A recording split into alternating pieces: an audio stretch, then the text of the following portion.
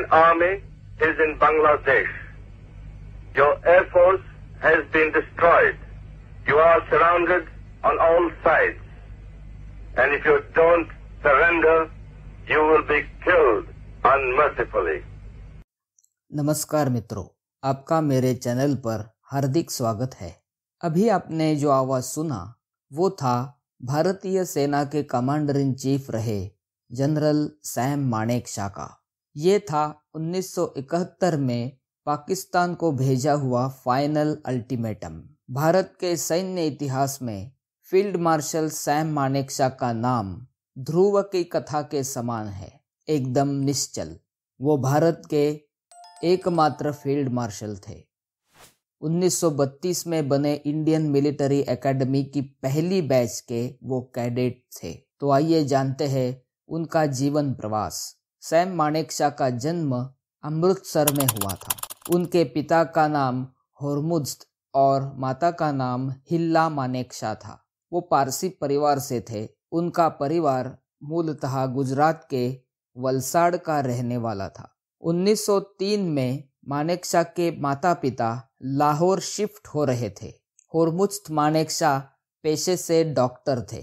Train के प्रवास में अमृतसर स्टेशन पर हिल्ला मानेकशॉ को पेट में दर्द होने लगा। उनकी प्रेगनेंसी नज़दीक थी। उनकी कंडीशन देखकर दोनों ने अमृतसर रुकने का निर्णय लिया और अमृतसर का वातावरण भी उन्हें काफ़ी पसंद आया। तो लाहौर जाने का निर्णय बदलकर वो अमृतसर में ही रहे। अमृतसर में उन्हें 6 बच्चे हुए, 4 बेटे और 2 बेटियां। सैम उनमें तीसरे बेटे और 5वें अपत्य थे। उनके 2 बड़े भाई फली और जान इंजीनियर बने। दोनों बहनें सिल्ला और शेरू टीचर बनी। सैम और जेमी भारतीय सेना में थे। दोनों भी अपने क्षेत्र के सर्वोच्च पद तक पहुंचे थे। सैम का जन्म 4 अप्रैल 1914 में हुआ था। बचपन से ही सैम काफ़ी उत्साही थे और लोगों को परेशान करना उन्हें पसंद था। वैसे पिता की तरह वो भी डॉक्टर बनना चाहते थे। पंजाब में अपना प्राथमिक शिक्षण पूरा करने के बाद नैनीताल में अगली पढ़ाई के लिए वो गए। बाद में 1931 में उन्होंने कैम्ब्रिज स्कूल का सर्टिफिकेट एग्ज़ाम पास किया। उन्होंने अपने पिता से लंदन में जाकर आगे मेडिसिन का अभ्यास करने की अपनी इच्छा बोल के दिखाई, लेकिन उनके पिता इसके लिए तैयार नहीं थे।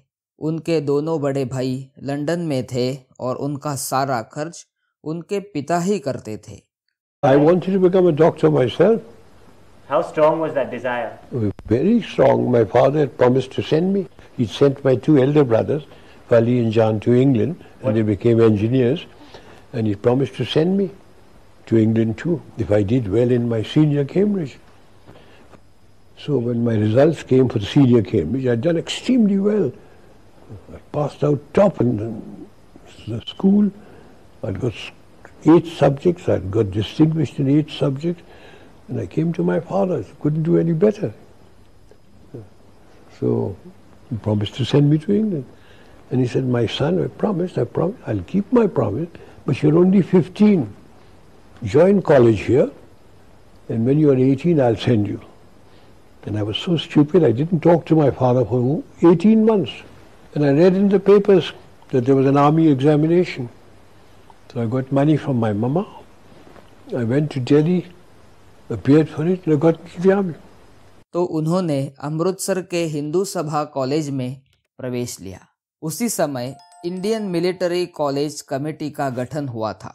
उन्होंने देहरादून में पहली बैच की घोषणा की थी। सैम मानेकशॉ ने घर में कुछ नहीं बताया और पब्लिक सर्विस कमीशन की प्रवेश परीक्षा दी। यह निर्णय उन्होंने गुस्से में लिया था। वो लंदन में मेडिसिन के अभ्यास के लिए न भेजे जाने के निर्णय से नाखुश थे।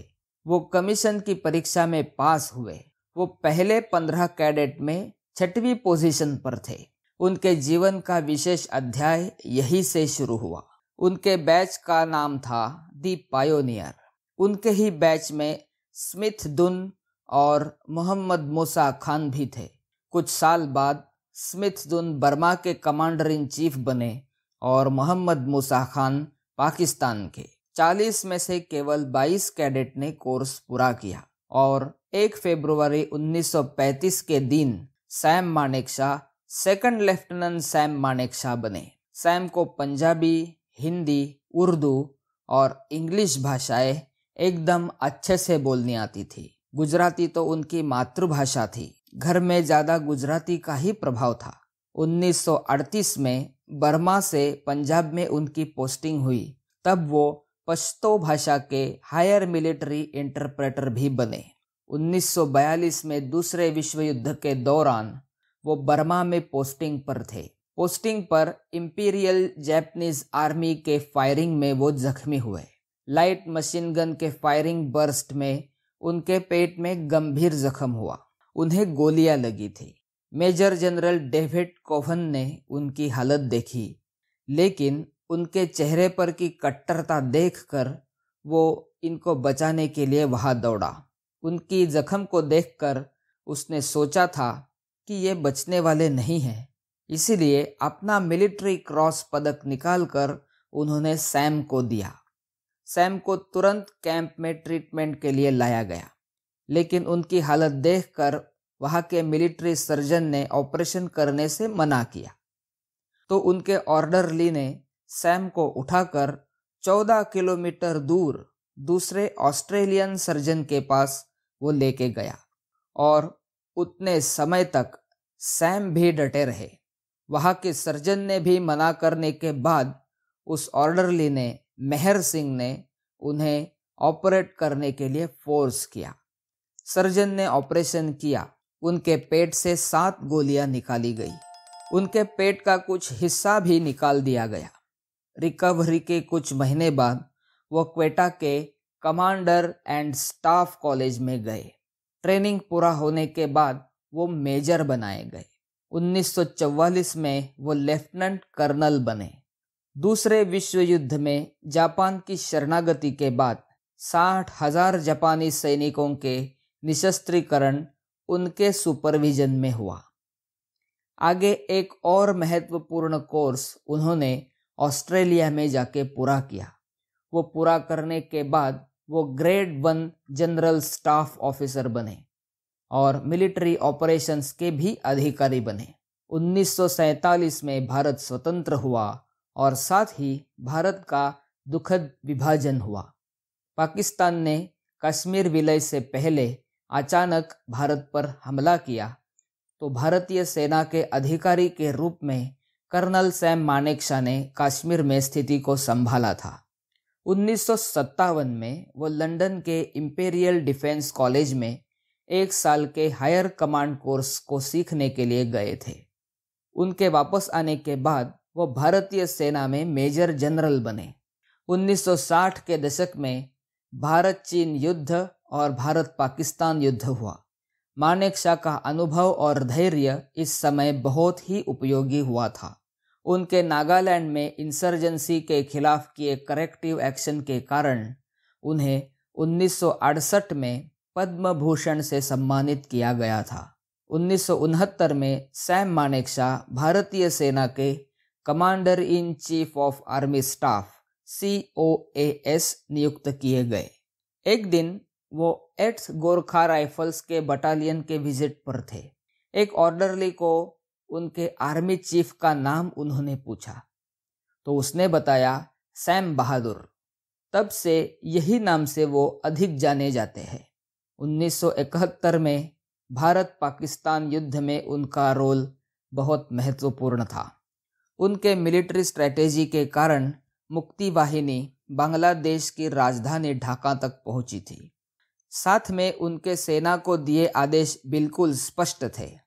सुनिए वो आदेश क्या थे इस संभाषण में। When Field Marshal, that time General Manekshaw, flew in and addressed all officers of my formation. We were all seated on the ground. We didn't have chairs on tarpaulins.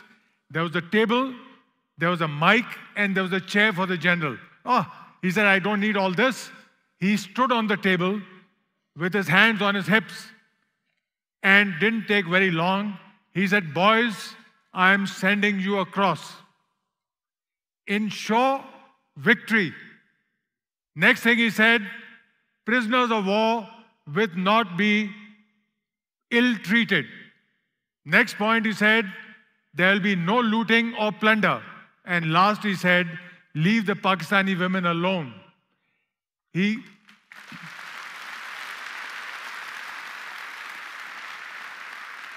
Well, the speech was short and sweet.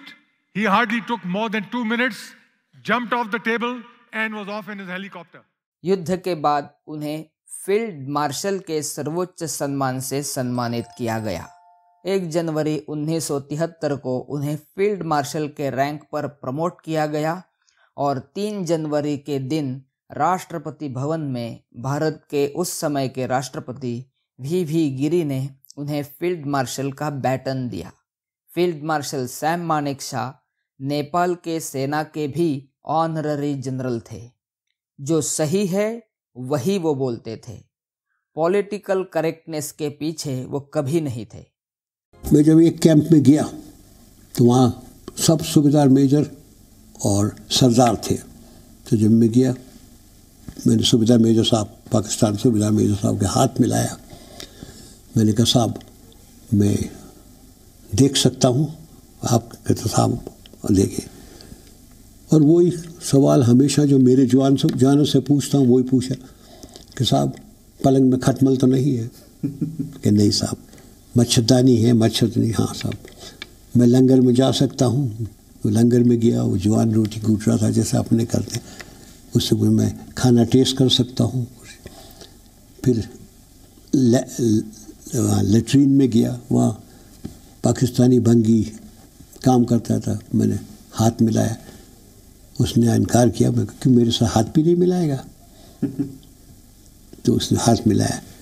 जब हम वापस आ गए तो वो सूबेदार major साहब मुझे कहते हैं कि हजूर आप गुस्ताखी माफ़ करेंगे। मैं कहा आप सूबेदार मेजर साहब हैं, जो मर्जी है कहें। कहता अब हमें मालूम हो गई साहब कि आपकी फ़ौज क्यों जीती है। आप आए, आपने हमसे पूछा खाना ठीक है, खटमल तो नहीं है, मच्छरदानी है वगैरह। भंगी के साथ भी आपने हाथ मिला।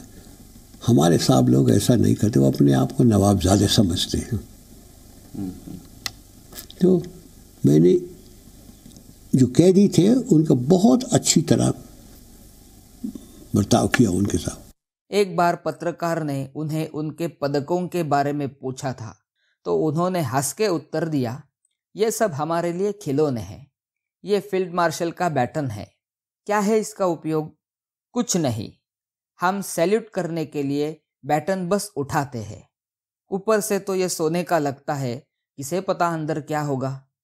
फील्ड मार्शल मानेकशॉ की शादी 1949 में हुई थी। उनके पत्नी का नाम सिलू बोडे था। उन्हें 2 बेटियां हुई। रिटायरमेंट के बाद वो उनके पत्नी ने खरीदे हुए एक छोटे से प्रॉपर्टी में रहने के लिए चले गए। वहाँ पे उन्हें अपने बगीचे में काम करना बहुत पसंद था। उनके पास एक भी कारीगर नहीं था। बस सेना से दिया एक ऑर्डर ली और वो खुद दिन भर बगीचे में काम करते थे। 2008 में 94 वर्ष की आयु में तमिलनाडु के वेलिंगटन मिलिट्री हॉस्पिटल में उन्हें भर्ती किया गया। उन्हें न्यूमोनिया का निदान हुआ था।